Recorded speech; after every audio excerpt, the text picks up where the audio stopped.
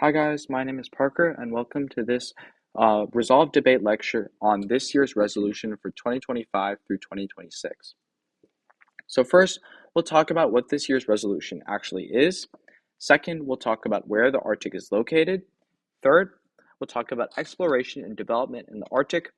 Fourth, we'll talk about Arctic countries and key players in the Arctic region. And fifth, we'll talk about starter affirmatives for this year's resolution. And then sixth, we'll end off by talking about negative positions and basic negative positions or strategies you can run for this year's resolution. So first, let's talk about what this year's resolution actually is. So this year's resolution for 2025 through 2026 is the United States federal government should significantly increase its exploration and development of the Arctic. And to first learn more about what this resolution is, we need to define where the Arctic is and where it's located. So the Arctic is the northernmost region of Earth, and it's north of the Arctic Circle, which you can see right here. This is one of the definitions of the Arctic, but there are many others, and there's multiple definitions depending on the country or depending on the group. For example, the United States acknowledges the Arctic as the region of the Arctic Circle that includes Alaska as well. Other examples of definitions could be the scientific definition or the tree line definition that define Alaska as the area where the tree line meets and the glaciers and the Arctic starts. Second, let's move on to what this year's resolution actually says and the exploration and development in the Arctic. So first, let's talk about the first half of this year's resolution, which is exploration. So exploration of the Arctic could be characterized as physical exploration through things like mapping, exploring oceans, permafrost, and other Arctic characteristics. Development, the second half of this year's Arctic resolution, could be characterized as the extraction or change of activities in natural resources. And examples of this could be drilling, mining, or shipping. Third, let's talk about key players and key groups that are present in the Arctic. First, Russia is one of the major players in the Arctic right now. 1/5 of Russia is actually in the Arctic, and Russia makes up 53% of the Arctic itself. Another player is the United States. The United States has claim to the Arctic through Alaska, where it has military bases and different military infrastructure. Another important player is Canada, who has NORAD systems along with the United States in order for missile defense and detection. Third, another group that's really important is NATO, who makes up 40% of the Arctic, with many Arctic countries that are actually a part of NATO. And then another important group is the vast amounts of indigenous groups who make up populations all throughout the Arctic. There are around 400,000 individuals who are part of indigenous populations throughout the Arctic, such as the Inuit, the Yupik, and Aleut groups. Lastly, we'll talk about the Arctic Council, which is the primary multilateral forum for all Arctic states. So among the Arctic Council is all of the present Arctic states, which is the US, Russia, Greenland, Finland, Iceland, Norway, and Sweden. And all of these states actually collaborate through the Arctic Council, where they conduct projects like scientific research and other forms of collaboration. In addition, countries like China and the other vast indigenous groups in the Arctic all have their own seats in the Arctic Council, but they aren't direct members. They're merely observers and they have roles as participators. Next, we'll talk about the list of affirmatives under this year's resolution. So we'll start by talking about the different types of AFs, and we've actually categorized them in 4 different buckets. So the first bucket is scientific diplomacy, which talks about working with countries like Russia or China in order to find solutions to things like permafrost thaw or climate change. The second bucket that we've grouped AFs under is development, which are things like the LNG AFs, which builds oil and natural gas pipelines throughout Alaska, or the Greenland Minerals AF, that uses Greenland and mines in Greenland for rare earth minerals. The third bucket that we've identified are science AFs, which are AFs like the Russia Cooperation AF or NBA's Diseases AF, which talks about diseases that are actually being released by permafrost thaw. And the fourth bucket that we've grouped are military AFs, which are things like domain awareness or logistics, which I'll get to a little bit more later.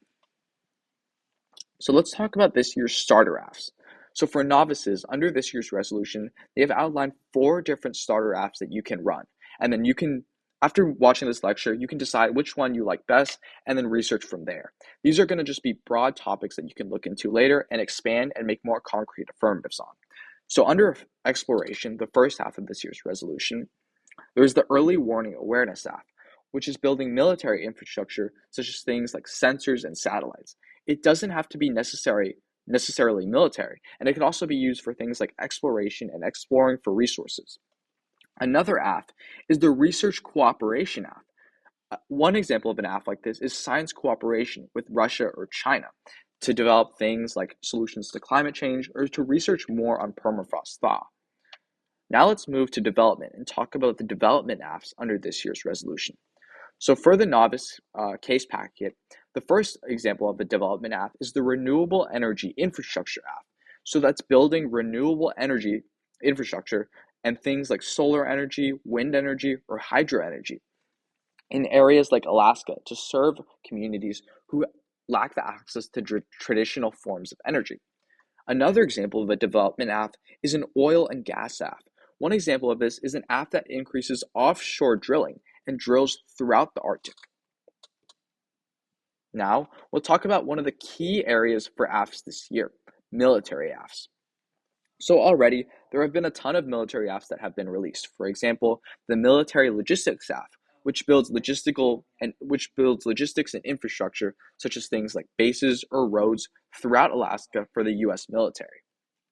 Another example of this is the Domain Awareness app, which strengthens our military sensing capabilities by building new military sensing infrastructure, such as things like sensors or radars.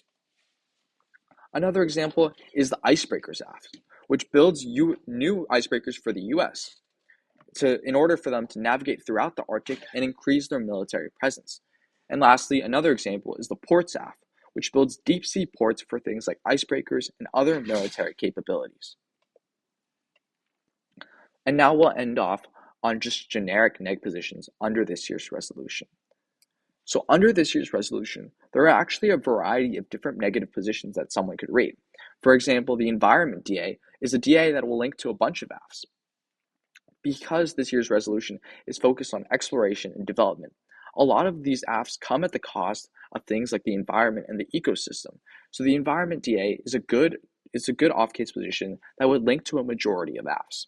Second, when debating this year's resolution, the neg should also consider the vast logistical challenges that the Arctic actually poses. For example, the Arctic is dark for nearly one half of the year, and they completely don't have any sunlight throughout the Arctic, meaning it's extremely hard to develop new technology and to actually explore the Arctic. Furthermore, things like permafrost thaw and climate change make it extremely hard to build new things in the Arctic and to actually go out and explore. And lastly, the freezing climate of the Arctic makes it extremely hard to traverse through or build, causing logistical challenges that would take years to build. And now another example of a disadvantage is the Russia politics disadvantage. This disadvantage says that because the Arctic is key for Russia, if the US contests Russia's claim in the Arctic, it could lead to it could incite Russian violence and provoke them into attacking us or lead to Russian instability. And lastly, another example of this app is another example of a neg position is a securitization K. This is really good on military apps because it says that we're actually over securitizing the Arctic, and our perceptions of security in the Arctic should be rejected. So these are just some basic off-case positions that you could consider, or some arguments on case, such as logistical challenges when debating this year's resolution. So that's going to be it for today's lecture, and we talked a lot about what this year's resolution actually is, the factors, and what plays into exploration and development. We talked about what the starter apps are, and lastly, we ended off by talking on neg positions. Thank you for listening.